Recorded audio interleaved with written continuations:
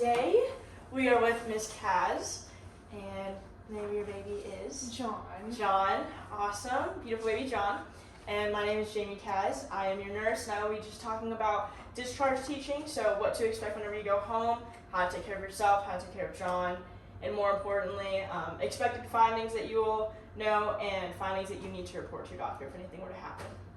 So the first thing we're going to talk about is bleeding down here, how to take care of yourself down here, and how to take care of your breast as well. So let me tell you that dark red bleeding within the first 48 hours is completely normal. It should turn to a light red color within a week, and after about 10 days, this discharge will turn into a yellow-white color. So if you have been, let me tell you about expected findings for bleeding. If you have been lying down for a long time and you stand up, you may experience a big gush of blood when you stand, and that is completely normal. If you see clotting, that's also normal, so don't be alarmed, as long as it's smaller than a golf ball size. If it's bigger than a golf ball size, then you should alert your doctor about that finding. And abnormal findings, so let's say your discharge is white and it goes back to a dark red color, that is concerning, that means you are bleeding again and you need to let your doctor know. So how to take care of yourself down here. The most important thing is, preventing infection. So you always want to make sure, as you know, you want to wipe from the front to the back, and you want to use warm water every time that you urinate or have a bowel movement. And you want to apply a clean pad every time that you use the bathroom. And if you're having discomfort down there, a nice warm sitz bath will help with comfort and promotion of healing. So we're talking about your breasts. You are going to be breastfeeding, correct? Correct. Awesome. So you want to wear a firm, well-fitting, supportive bra, and you don't want to wear an underwire bra because that can cause clogged milk ducts. So if your breasts are engorged and you're having some pain, a warm shower or a warm compress will help support milk flow before you breastfeed. So warm compress before, but after you want to use a cool compress because you can still have swelling and pain. So just remember, after you're going to use a cool compress. And you also want to make sure that you empty your breasts after you breastfeed. So you can use a pump. Just make sure that you also alternate so that one isn't larger than the other. All right, so we're going to talk about some medications. Obviously, you are still taking prenatal vitamins, correct? Correct. So you want to continue taking prenatal vitamins and iron after you go home today until you stop breastfeeding. So side effects with iron, it can cause a lot of constipation. So we're also sending you home with some stool softeners.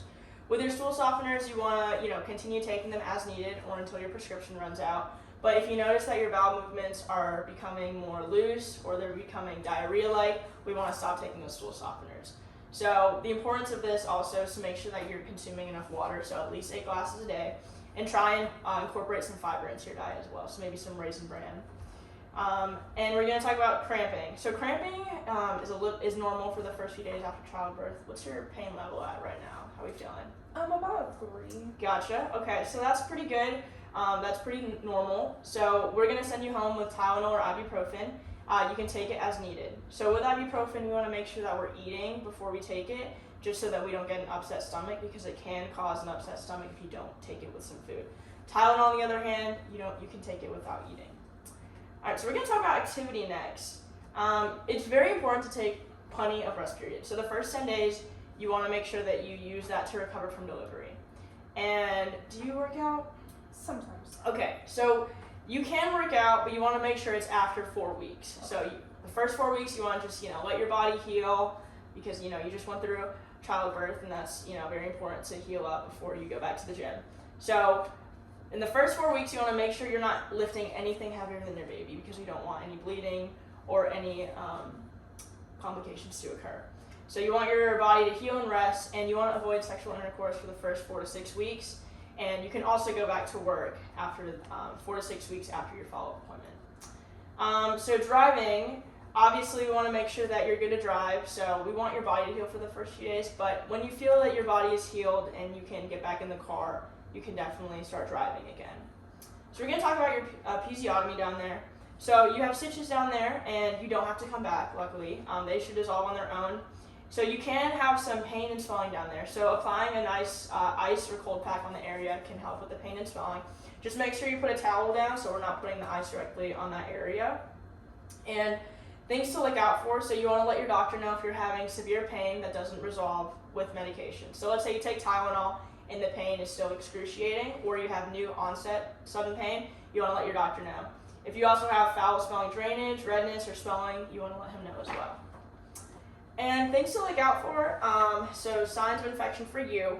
So if you have a fever greater than 100.4, if you have any new discharge, if you got pain or redness around the incision site, vaginal discharge that has a smell to it, if you have severe or worsening pain in your belly, painful urination or blood in the urine, or just your body, if something doesn't feel right, just make sure you let your doctor know. So the next thing that we're going to talk about is postpartum depression. So within the first 2 weeks, you might have symptoms of hopelessness, sadness, isolation, anxiety, decrease in energy levels. In the first 2 weeks, that's pretty normal. It's called postpartum blues. However, if it escalates after these 2 weeks and they continue, and you have worsening symptoms of sadness, if you're feeling suicidal or you feel like you need to, or you're having feelings of hurting your baby, this is very important to make sure that you let your doctor know, because you may be experiencing postpartum depression. And if you're having suicidal thoughts, I will provide you with a suicide helpline number. It's going to be 988, just to make sure that you can call in case you are having those feelings, so we can get you some adequate help for that. So when to return to the doctor for a checkup. So the follow-up appointment should take place in between 4 to 6 weeks after your delivery, and I will make sure I have a phone call to give to you so you can make sure you have that scheduled before you leave today. And the last thing we're going to talk about as far as taking care of yourself is symptoms that require immediate medical attention. So that's going to include fainting episodes, difficulty or pain whenever you urinate, heavy bright red bleeding that saturates more than 2 pads in 1 hour, redness or severe pain in the breast, pain and tenderness in your calves, chest pain, shortness of breath, swelling in the hands or feet or in the face, any new or worsening pain. Basically, if something feels out of normal, and you should know your body, if it feels very abnormal, you should make sure that you listen to your body and seek immediate medical attention. All right, so now we're going to talk about taking care of beautiful John. You are going to be breastfeeding, like you said, so it's important to make sure that you allow the infant to nurse on demand. So you should be making sure that you're breastfeeding him at least like every 2 to 3 hours. So we're looking at about 8 to 12 times in a 24-hour period. And make sure you use both breasts, like I said before, and you're alternating. So let's say you start with the right breast and you go to the left. So the next time that you feed, you're going to start with the left and go to the right, just to make sure that all the milk is coming out equally out of both breasts. So output. So John should be having at least 6 or more wet diapers per day. And then as far as bowel movements, he should have at least 3 bowel movements per day. And they're going to be yellow and seedy looking because he is a breastfed baby. And we're going to talk about taking care of his umbilical cord. So obviously you want to fold the diaper below the umbilical cord. You want to make sure that it has, it can be air dry, and we're going to also prevent contamination by making sure the diaper is below it.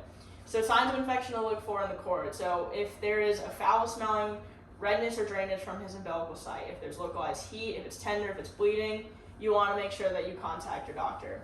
And just make sure that the cord will fall off on its own. As much as we want to pick out of it and just take it off ourselves, make sure that you let it dry off on its own.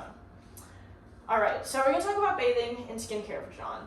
So obviously, it's pretty self-explanatory. You never want to leave John in the bath by himself. That's a big no-no. We want to make sure that we check the water before we place our baby into it. So making sure that it's not too hot, not too cold, and the water should be around 100 degrees, but obviously once you test it, you will know how warm it is. Also ensure that the room in which you're bathing him in is warm, because babies lose heat very quickly. So as soon as you're out of the bath, obviously dry him off very quickly. When we're cleaning the eyes, we want to make sure that we clean him from his inner to outer eye using a clean washcloth. And after his bath, once we dry him, you want to use a hypoallergenic, fragrance-free moisturizer to make sure that he doesn't get dry skin. Alright, so we're going to talk about shaken baby syndrome. This syndrome is a very serious brain injury, and basically what happens is if you get angry, or if you have anyone who just violently shakes the baby, it can have lifelong complications for John. So we just want to make sure that, if you're feeling stressed out, or if you're feeling very overwhelmed, put John down, take some rest periods for yourself. We could get you a counselor or get some help around the house to take care of John, because I know taking care of a new baby is a lot of stress, but we just want to make sure we would never shake John. All right, so we're going to talk about sleeping. So we want to talk about ways that we can incorporate safe sleep practices for him, and we can reduce the risk for SIDS. So SIDS is sudden infant death syndrome, and basically it's an unexpected death that occurs in babies. One of the ways that we can prevent it is making sure that John is always sleeping on his back by himself in the crib. So we don't want any, toys or anything that can cause suffocation. No pillows, just John in the crib by himself, and you never want to sleep with him because there's always a risk of suffocation.